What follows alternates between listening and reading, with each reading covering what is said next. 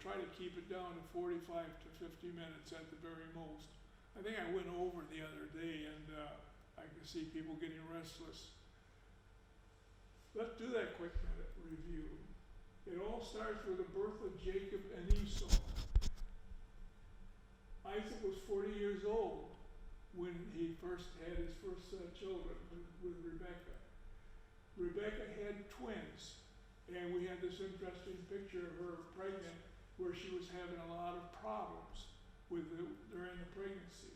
And when her days had been delivered, behold, there were twins in her womb. First came forth red.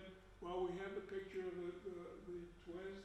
The first one that was born was Esau. You notice the red hair. And Jacob followed a little bit later. Not a real problem except for one thing. The birthright problem. The birthright was going to go to Esau because he was the firstborn. And I think, according to what I understand, it was only a matter of minutes, maybe 12 or 20 minutes or so, the difference in the timing. So the birthright became a problem, partly because Esau didn't care that much about the birthright. For some reason, Jacob was very interested in it. And when we had this story of how Jacob had bought the birthright from Esau with a mess of pottage.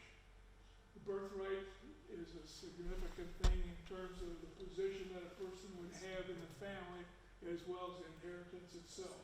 Here we have a couple of pictures that are very familiar of Jacob and Esau in the mess of porridge. He then conspires with his mother to cheat his father out of the blessing, so he gets the blessing from his father. Here's a very famous picture, and you notice what Rebekah is doing.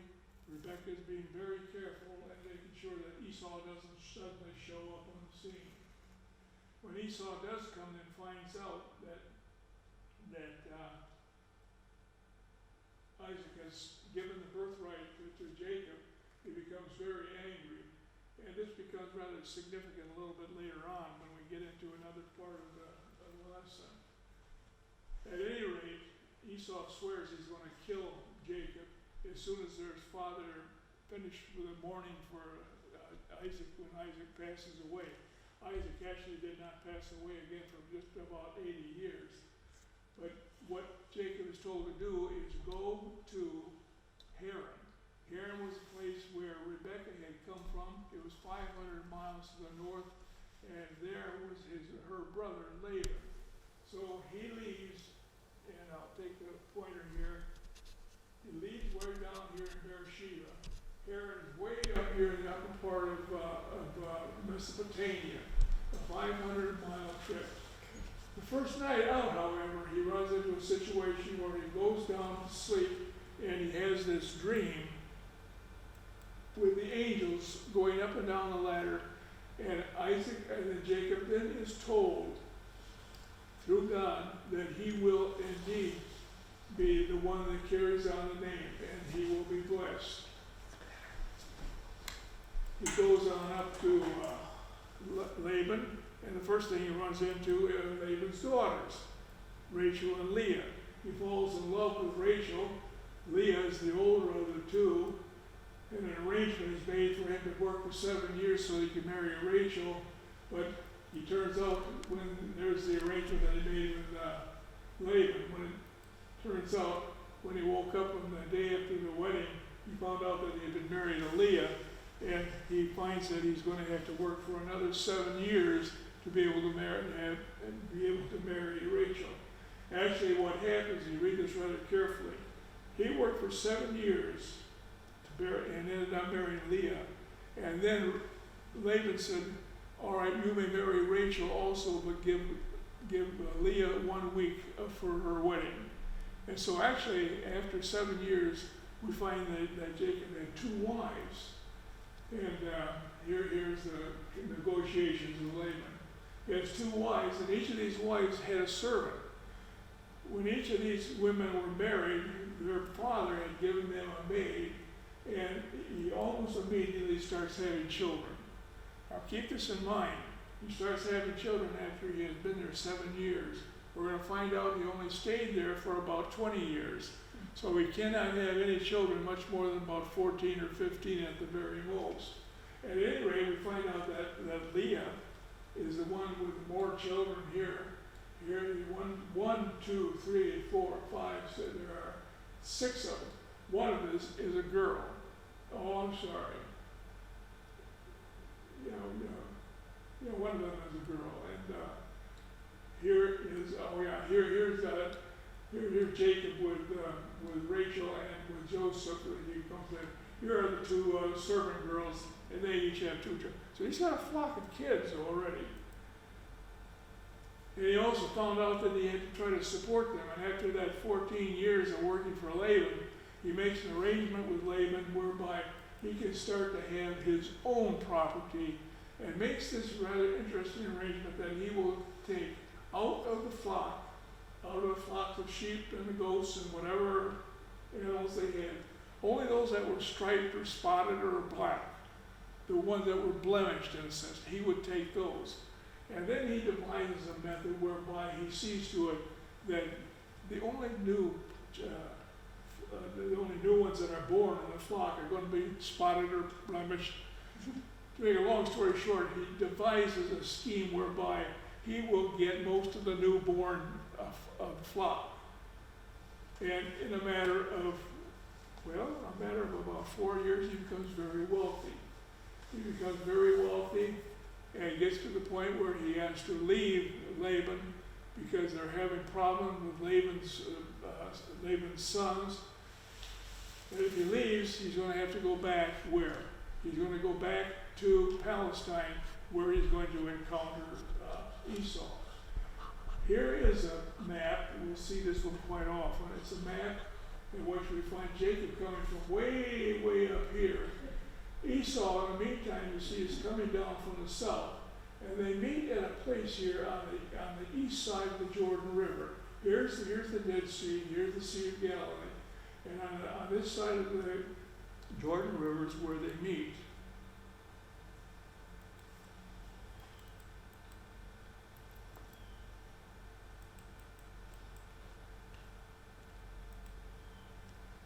Now, what we didn't finish was last week. That's when we started to run into equipment problems. What we didn't finish was what was going to happen next with the fact that they're going to have to encounter Esau. It says that Jacob went on his way and the angels of God met him.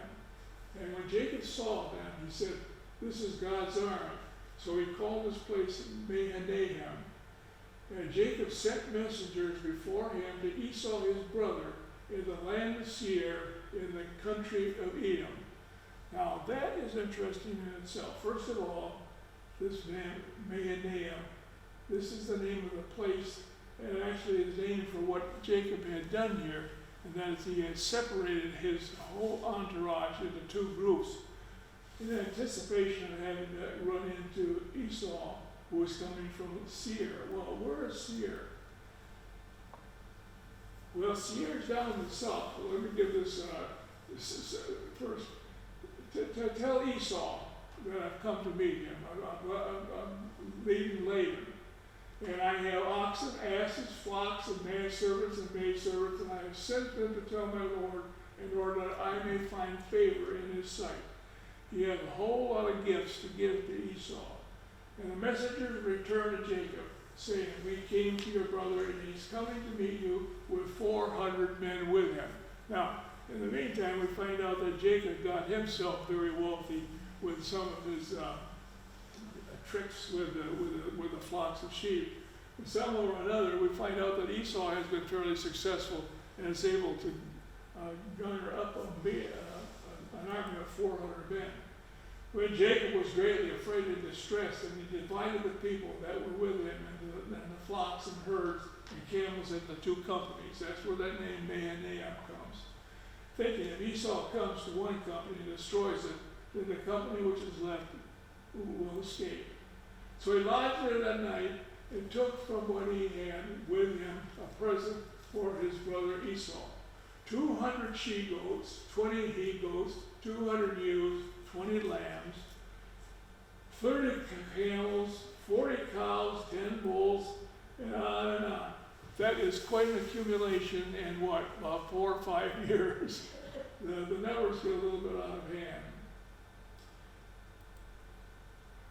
Then he instructed the first and second tiers of all those people that were in those, with all those animals. Well, he instructed them that when Esau approaches you, give it to him. And then if he is still not happy, go to the next one. We'll go on with that. That same night he arose and took his 2 wives and 2 maids and 11 children and crossed the fjord at Jabbok. He took them and sent them across the stream, and likewise everything that he had. And Jacob was left alone, and a man wrestled with him until the breaking of day. When the man saw that he did not prevail against Jacob, he touched the hollow of his thigh, and Jacob's thigh was put out of joint as he wrestled him.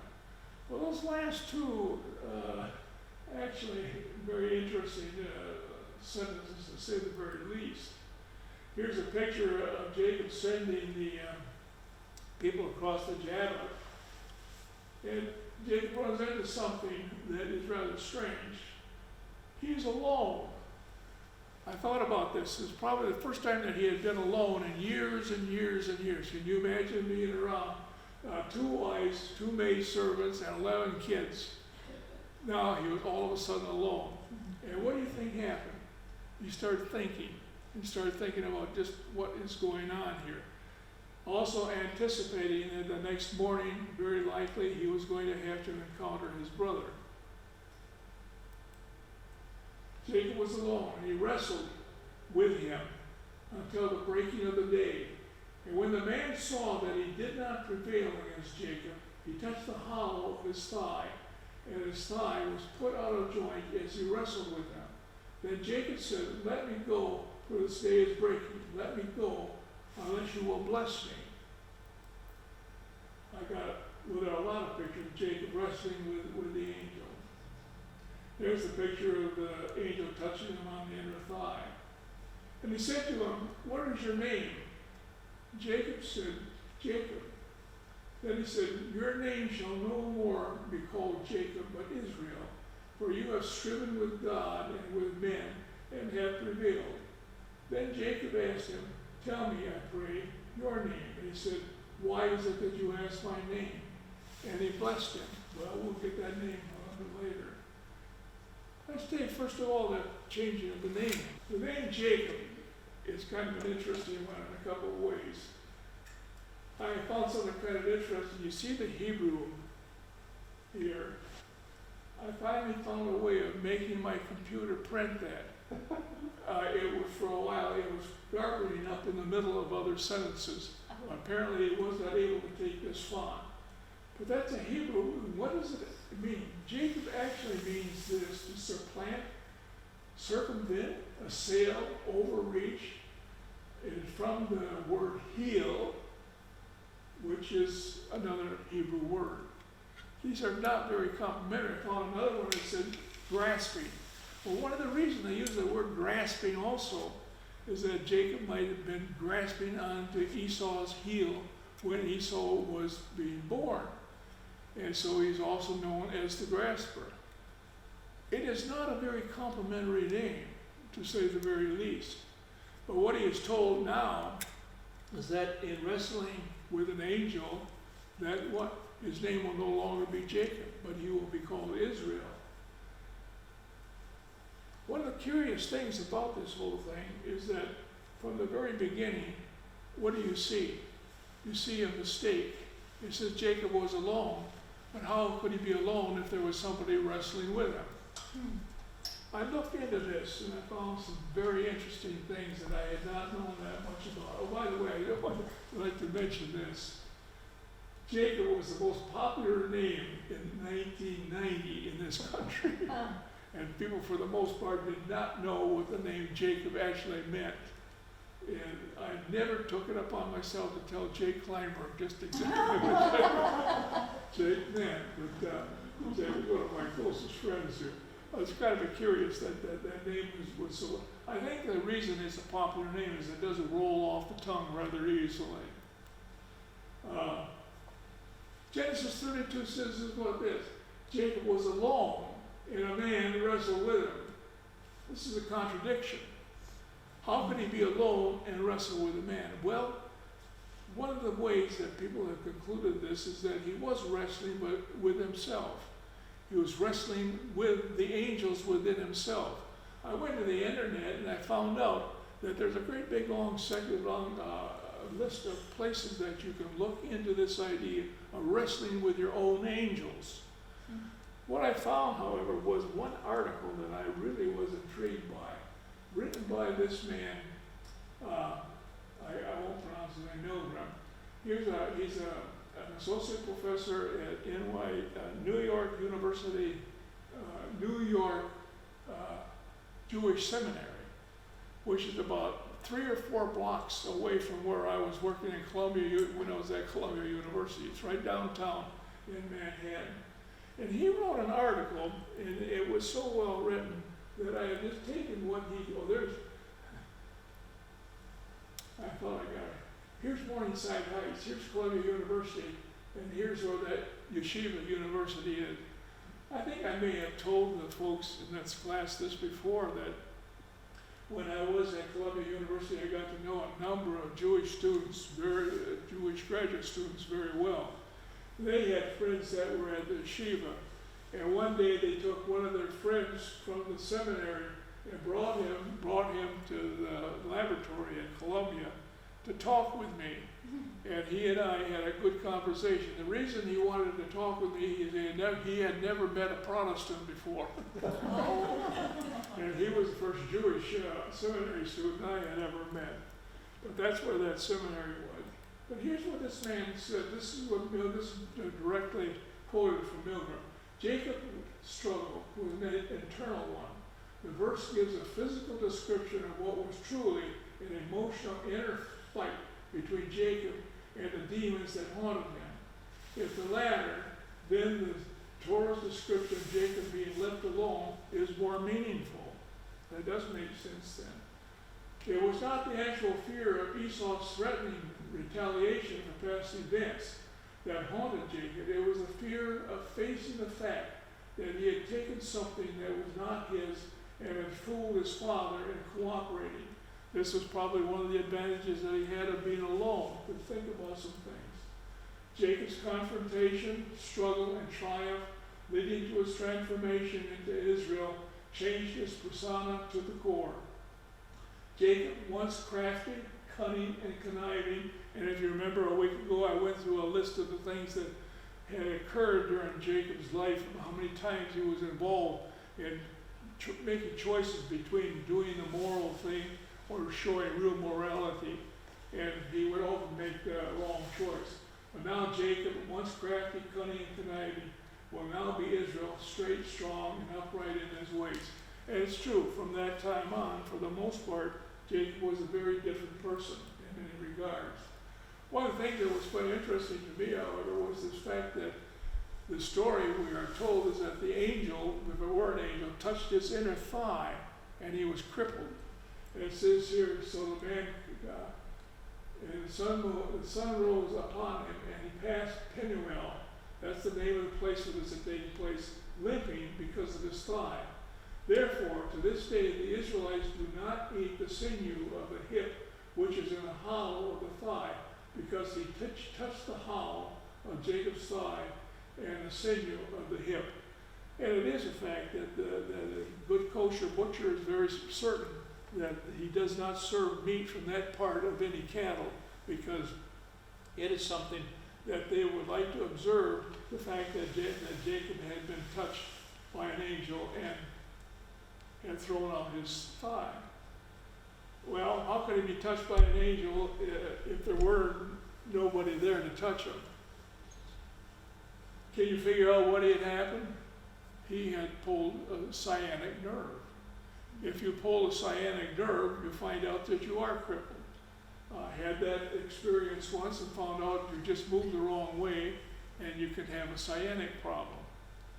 And it lasted for several weeks, and it went away just as fast as it had come. But apparently this is what might have happened to Jacob at this time. And it's kind of interesting that this is another one of those, what you might say, things that the Jews get into, where they are observing something, not because they hope to get to heaven, but just showing respect for their heritage and for the fact that they were God's people. This is the only picture I could find of Jacob limping. I was hoping to find some evidence of him limping in the next part of the story, but it doesn't show up. That word Peniel is quite interesting also. That did become the name of that place, and it meant this is a place where somebody strives with God. And I think I mentioned this, they will not eat meat from that part of the animal. That chapter 32 ends very abruptly. And it goes right into chapter 33. And that is the meeting with Esau. Now, here you might expect something that is going to last for quite a while. There's a lot of anticipation. Turns out this is a comparatively short chapter. It's not a long chapter at all. Because what happens, and I'll read most of it, is really quite straightforward. Jacob lifted up his eyes and looked, and behold, Esau was coming with 400 men with him. So he divided the children among Leah and Rachel and the two maids. And he put the maids with their children in front, then Leah with her children, and Rachel and Joseph last of all. He himself went on before them, bowing himself to the ground 7 times, until he came near to his brother. But Esau ran to meet him, and embraced him, and fell on his neck, and kissed him, and they wept. Here's the picture. You see the two groups, and here's the approaching of Esau and his 400 men. They there are not yet meeting. As soon as they meet, they grasp each other. When Esau raised his eyes and saw the women and children, "Who are these with you?" Jacob said, "The children whom God has graciously given to your servant." Then the maids drew near, and they and their children bowed down. Likewise, Leah likewise with her children drew near and bowed down. And last, Joseph and Rachel drew near and they bowed down. Here we see them actually embracing. You notice the entourage back here. This is an even better one. I took time studying this picture. If you count very carefully, guess what? You can find 11 children hanging on that camel. So what we find is that trek all the way from Haran, about 500 miles, they had to deal with 11 children, none of whom were more than about 14 or 15 years old. Esau said, "What do you mean by all this company which I met?" And Jacob answered, "To find favor in the sight of my Lord." I'm going to get a drink here a minute. But Esau said, "I have enough, my brother. Keep what you have for yourself."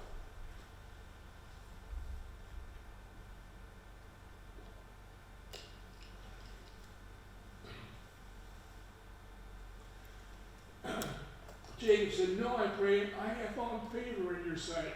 Then accept my present from my hand.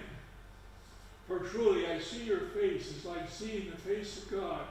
With such favor have you received me. Accept, I pray, my gift is brought to you, because God has dealt graciously with me, and because I have enough." Thus he urged him, and he took it.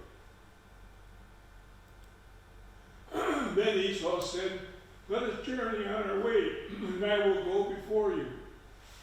But Jacob said to him, "My Lord knows that the children are frail, and the flocks and the herds giving suck are a care to me. And if they are overdriven for one day, all the flocks will die. Let my Lord pass on before his servant, then I will lead on slowly, according to the pace of the cattle which are before me, and according to the pace of the children, until I come to my Lord in Seir." In other words, he said, "Esau, you go ahead, we'll follow very slowly." That didn't happen. So Esau said, "Let me leave with you some of my men who are with me." And he said, what need is there? Let me find favor in the sight of my Lord. So Esau returned that day on his way to Seir. But Jacob journeyed to Succoth and built himself a house and made booths for his cattle. Therefore the name of the place is called Succoth. That's it. That's the end of the chapter. It just stops. It isn't suddenly like that. Where is Seir? Well, Seir is way down here. This map shows it a little bit better. Seir is down to the south. We'll see a lot of other maps later on. At the time, this is where they are. Originally, Jacob had come from Beersheba. Bethlehem and Hebron are two very important cities in Judah, which we'll be referring to later on. But Seir is a range of mountains. And Esau was in that range of mountains, and the place was called Edom, and in a sense it was named after Esau. It also says in chapter 33 that Jacob then went to the city of Shechem, which is the land of Canaan, and on his way from Padam Aram, and he camped before the city. I'll be saying a lot more about that later on. And from the sons of Hamor, Shechem's father, he bought for 100 pieces of money a piece of land on which he had pitched his tent. And he erected an altar there and called it El-Hoa, Israel. Try to remember those few verses and the fact that when he finally got back to Palestine, it says in Genesis that he settled down near Shechem. I want to say a little bit about that. You'll always find shepherds living near a city. Why is that? Well, if you're herding sheep, you're going to find that you cannot live on lamb chops and wearing woolen sweaters. You've got to do something with your produce. And it was necessary for a shepherd, if he was going to have a flock of sheep, to some place where he could actually use the efforts of his work and sell it to people in the city. And so you always find that shepherds, like Abraham was associated with Hebron. Isaac was associated with Beersheba. And now we find that Jacob is associated with Shechem. They like to be near a city. This becomes very significant in a story that we'll get into a little bit later. This shows where Shechem was. This is a picture of it. I'm jumping all the way to chapter 35, because what we find in chapter 35, that the days of Isaac were 180 years, and Isaac breathed his last, and he died and was gathered to his people, old and full of his days, and his sons Esau and Jacob buried him. Jacob and Esau apparently do get together to bury their father. Let me give you a couple of dates and tell you why we got to think about some of these things a little bit more differently. We are told that Isaac was 40 years old before he married. When he married Rebekah, he was 40 years old. It was right after his mother Sarah had died. We find out he married Rebekah at the age of 40, but Rebekah did not have Jacob and Esau until 20 years later. And so what we find then is that Isaac was 60 years old when Jacob and Esau were born. When did Jacob leave? Well, we have to figure that Jacob left and went up to Haran after deceiving his father, after Jacob and Esau had grown up to some extent. How far? Probably into their mid-20s. But let's just say they were both in their 30s when this deception of Isaac had taken place, and that's when Jacob had to leave Beersheba and went all the way north to Haran. Jacob would have been about 30 years old, and Esau would have been at that time 90 years old. Would have been 90 years old. Later, we saw this last week, when Jacob leaves Haran with his entourage and goes back to Palestine. he tells Laban, who was following him, I spent 20 years working with you. Well, if Jacob was about 30 years old when he went to Haran, and then he spent 20 years, he would be about 50 years old at the time that we're looking at here. So if he was about 50 years old, Isaac still would have been what? Still would have been about 110 years old. And what we find out, Isaac lived until he was what? 180. And so there was a long period of time when Jacob and Esau actually could have gone to visit Isaac, but we don't find any instance that they did. Probably one of the wisest things that happened to Jacob and Esau in chapter 33 was the fact that they separated, because they might both have recognized the fact that this would not work out well if we all tried to live together, and they went their own ways. Esau went back down into Edom. He went to the land of Seir. Jacob settled down there in Canaan, in Shechem, and lived his own life. Is that the end of it? Yeah, that's the end of it. But we're going to look at an epilogue. It's an epilogue that I've put together. You know what an epilogue is? I found a definition of an epilogue. An epilogue always comes at the end of a story, but is separate from the final chapter and provides a sense of closure in a way that a final chapter sometimes cannot or does not do. Let's take a look at this story of, am I getting out of range here again? Let's take a look at this story of Jacob and Esau. Where did it start? Well, if I were to take a look at this epic, I'll show you where it started. In these days, the descendants of Jacob, Abraham's son, Abraham was the father of Isaac. Isaac was 40 years old when he took to wife Rebekah and the daughter of Bethuel, the Aramean.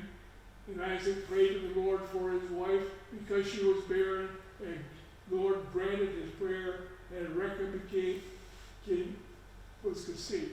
And the children struggled within her and said, if it is thus so, why do I live?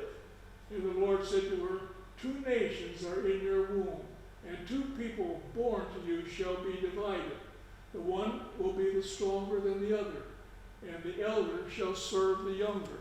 And I think I will show this several pictures several times. Rebekah having a bad pregnancy. This bad pregnancy was attributed to the fact that she was bearing a pair of twins. She was bearing twins, fraternal twins, and they were not getting along even in the womb. And they probably were not going to get along when they came out of the womb. If we go back to the stories that we looked at last week, we find out that Jacob and Esau lived in a rather dysfunctional family, where Jacob was very much of a homeboy and stayed most of his time with Rebekah, whereas Esau was more inclined to spend time with hunting and with Isaac. Jacob and Esau did not have a lot in common, even when they were boys. And of course, there must have been a certain amount of animosity as far as that birthright is concerned, which prompted Jacob to connive a way of buying that birthright from Esau. And we find out that Esau later on was not very happy about this. In other words, the whole story of Jacob and Esau starts out with what? With a conflict. What is going to be the case now if we have an epilogue? An epilogue is going to follow a story that halted rather abruptly, with Jacob going one side, Esau going the other side, and the two of them really not having very much to do with each other. But what about their families? What was going to happen in that situation? Well, let's take a look at that one a little bit further. Here is the story of Jacob buying the birthright. Here's the conniving between Jacob and Rebekah to get the blessing from Isaac. And we find that, and I did not stress this before, that Esau was very irate. One of the things that's very significant is that Esau does ask Isaac for a blessing. And in the story that we have in Genesis, Isaac does bless. And Isaac answered Esau, "Behold, I have made him your Lord and all his brothers, and I have given him your servant, and with grain and wine I sustain. What can I do for you?" And Esau said, "Have you one blessing, my father? Bless me, even so, my father." And Esau lifted up his voice and he wept. And Isaac answered, Isaac's father answered him, "Behold, away from the fatness of the earth shall your dwelling be, and away from the dew of heaven. By your sword you shall live, and you shall serve your brother. And when you break loose, you shall break his yoke from your neck." There is going to be some problems. There is the blessing. And here's a very interesting chart. I don't think I've shown this before. I hope you can look at that and see it. Let me point some things out. Here are Rebekah married Isaac, and from Rebekah comes Esau and Jacob. On this side are Esau's descendants. I don't know if you can read this. This is chapter 36. I will not read chapter 36, but I'll let anybody here read it if they want, because there's an endless list of names of all the people that were associated with Esau. These lines that you have here represent many, many, many people. Esau had a very large entourage with him in Edom. He was not alone. Jacob, on the other hand, wasn't doing too badly either, because through Leah and Rachel and the maidservants, he comes up with eventually with 12 sons and the 12 tribes of Israel. So in the period following what we have in chapter 33, we do find that these two families started to grow rather markedly. Any instance that these got together in some way or another and had some problems? Well, one of the things that you find in the Old Testament are some stuff that's sometimes a little bit confusing. In Numbers, when the Israelites are on their way to Palestine after leaving Egypt, under the direction of Moses, Moses sent messengers to the city of Kadesh, to the king of Edom. Edom is a city Kadesh is in Edom, the place where Esau lives. Send messengers from Kadesh to the king of Edom. That wasn't Esau, that was the king of Edom. It was one of the descendants of Esau. And he says, how our fathers went down from Egypt. He tells about the problems that he had. And he says, now, let us pass through your land. We will not pass through the field or vineyard, neither will we drink water from a well, and we will go along the king's highway and not turn aside to the right or the left until we have passed through your territory. If we take a look at a map, I want to get to a map. If we take a look at a map, we find out this is where Edom is, right here. Here is the trail that the Israelites had taken in leaving Egypt all the way to Mount Sinai. And then they go all the way on up to Kadesh. And when they're at Kadesh, that is when they make that request of Edom, let us go through them.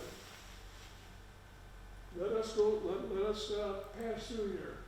But Edom said to him, you shall not pass through, lest I come out with a sword. And the people of Israel said to him, we will go up the highway and we will drink of your water. And I have my cattle and I will pay for it. Let me only pass on foot, nothing more. But Edom came out strong against them with many men, with a strong force. In other words, Edom was going to stop that. The Edomites were going to stop it. Judges 11, that's the next book after the Torah. In Judges it mentions that Israel sent messengers to the king of Edom saying, "Let us pass, we pray, through your land." But the king of Edom would not listen. And that is why we have these maps that I have here.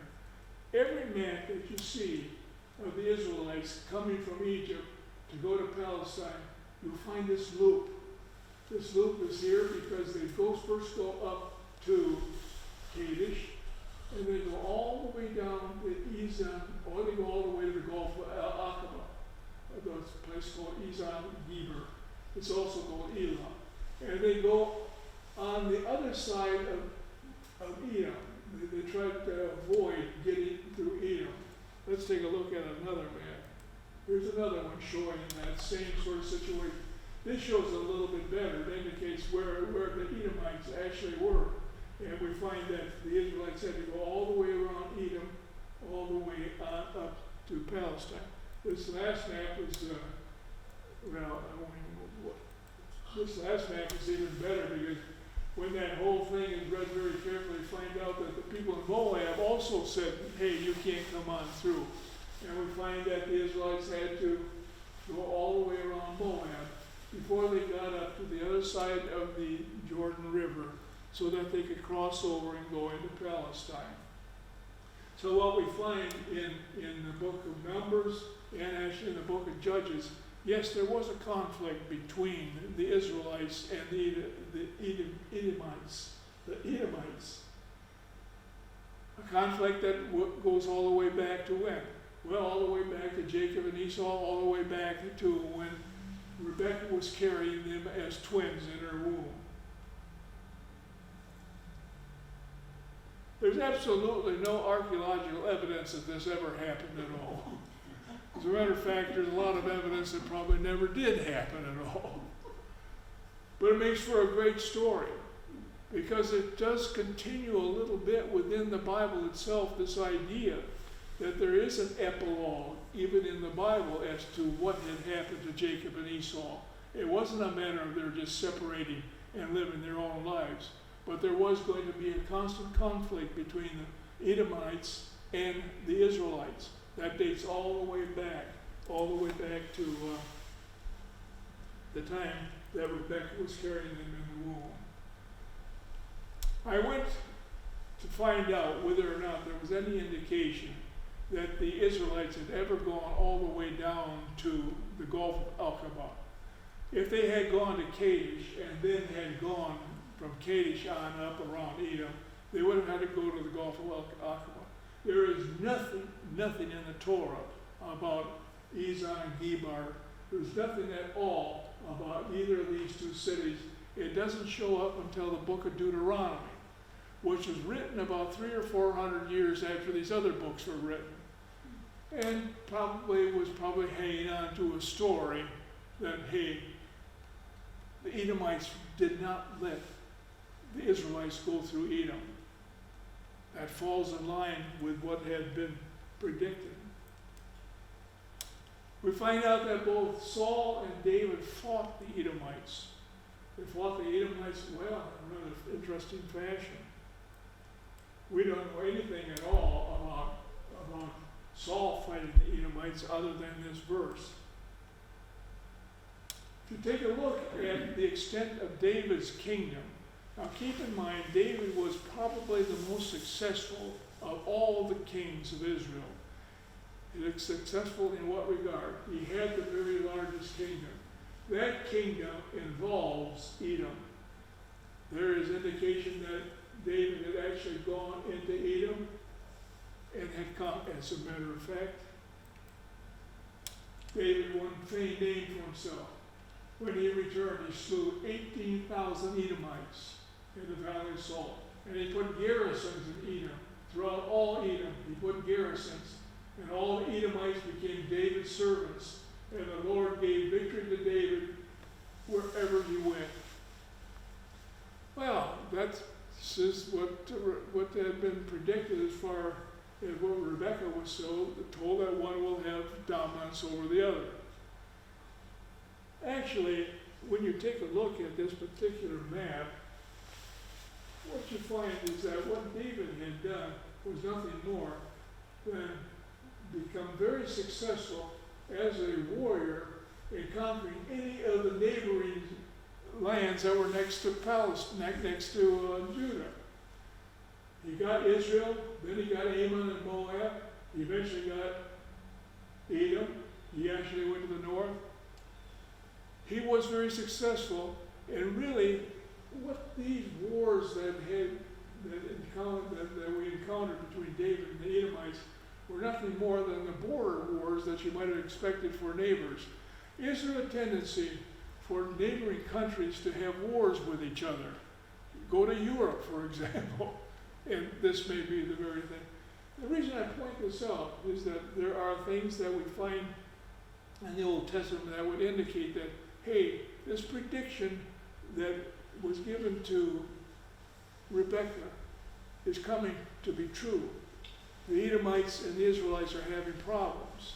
The Edomites and the Israelites are having, but are they problems that are necessarily problems that are the result of the fact that there is a born animosity between Jacob and Esau that is a bit different? The reason I point that out is because there is a very drastic difference.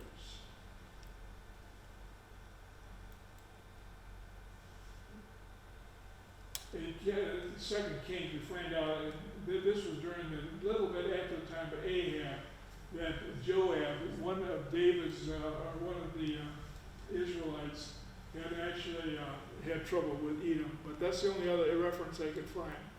It was really quite different in the situation.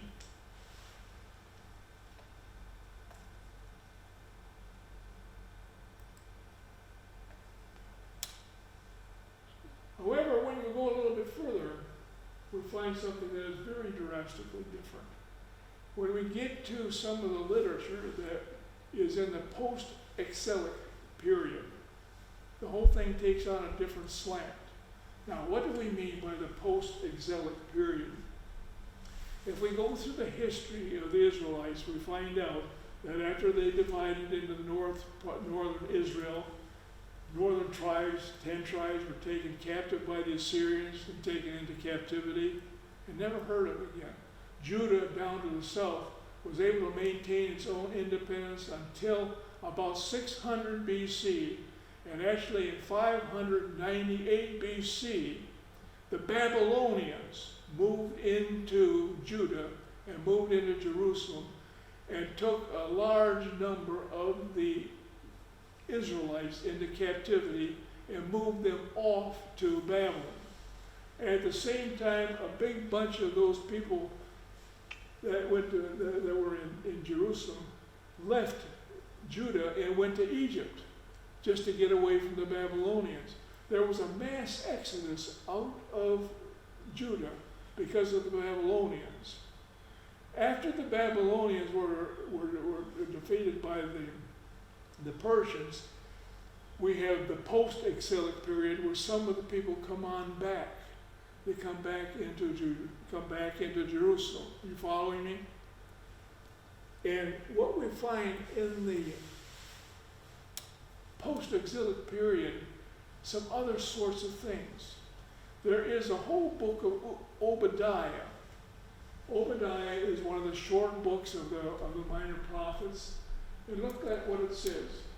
Will I not on the day, says the Lord, destroy the wise men of Edom and understanding out of Mount Esau? And your mighty men shall be dismayed, O Teman. That's the name of an Edomite. And every man of Mount Esau will be cut off by slaughter. For violence was done to your brother Jacob. Shame shall cover you, and you shall be cut off forever. Now that's a little bit different. Obadiah is saying, hey, you Edomites had done something to the Israelites. Let's take a look at a couple more. In Psalm 60, it says, Moab is my wash basin, but Edom I cast my shoe. Or Philistia, I'll try. In other words, setting out Edom. Not very interested, not very excited about Moab and Philistines, but with Edom, I'm going to cast a shoe. For who will bring the fortified city? Who will lead me to Edom? another psalm. Moab, whoops, this.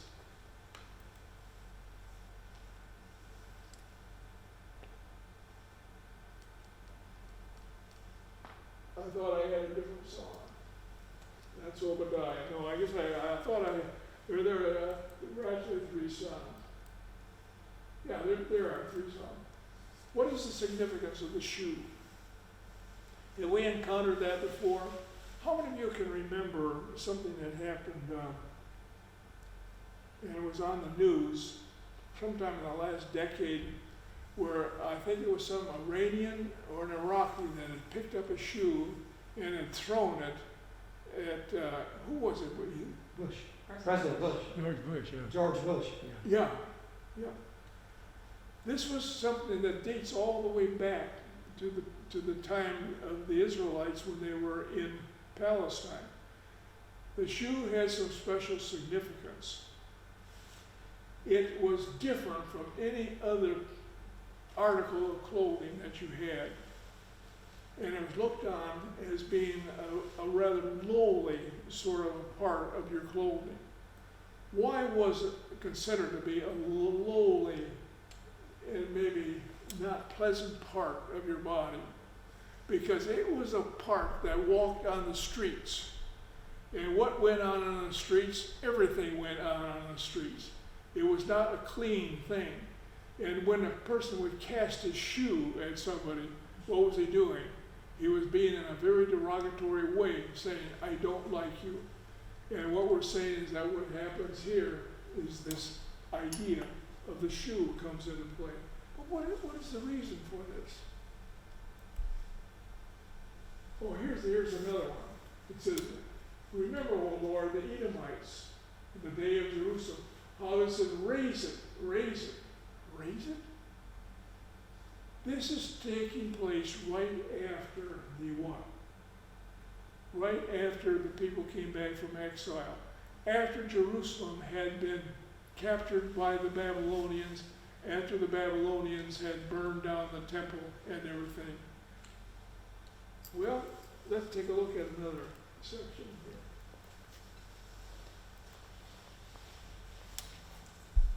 In 589, Nebuchadnezzar laid siege on Jerusalem, which culminated in the destruction of the temple. We read through Kings very carefully. I won't do this. You can read it yourself sometime. You'll find out there's no indication whatsoever that the Edomites were involved in any way to speak of with the destruction of the temple in Jerusalem. None whatsoever. And historically, that seems to be the case. Well, what was happening? Well, I'll tell you what's happening, and we'll be getting into this quite a bit next week. What was happening was this.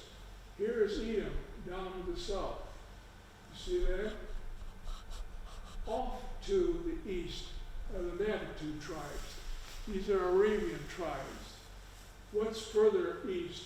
The Arabian desert. These people started to increase in numbers. They couldn't go north because there were other Arabian tribes. They certainly wouldn't want to go east. What's the only direction they could go? They could go west, and they started to push the Edomites out of Edom. They pushed the Edomites out of Edom, and I think I have a slide here that indicates before 550 BC, Edom was all on this side of this Aruba, this fault, on this side of the Sierra Mountains. After 550, the Edomites were pushed all the way over to the other side. Why? Because the Nabatean tribes had moved on into this place.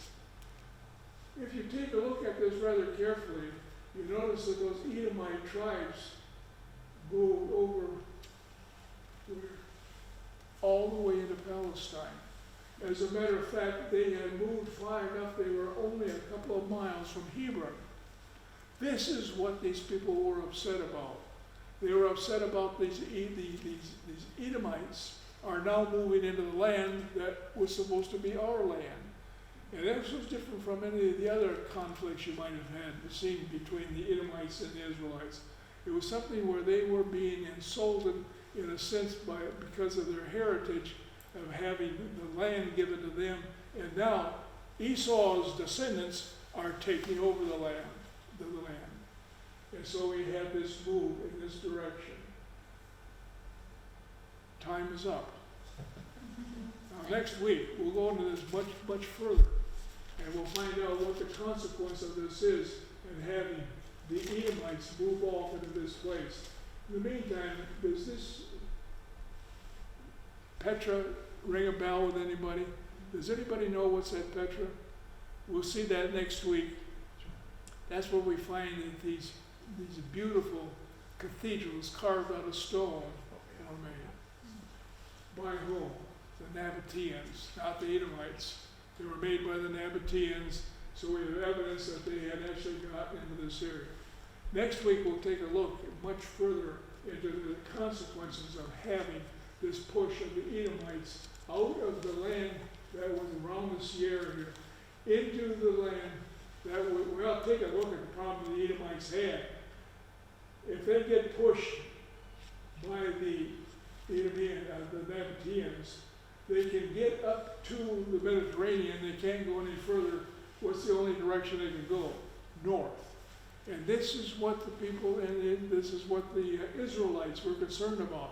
There's every indication that these Edomites are moving into our land. More about this next week.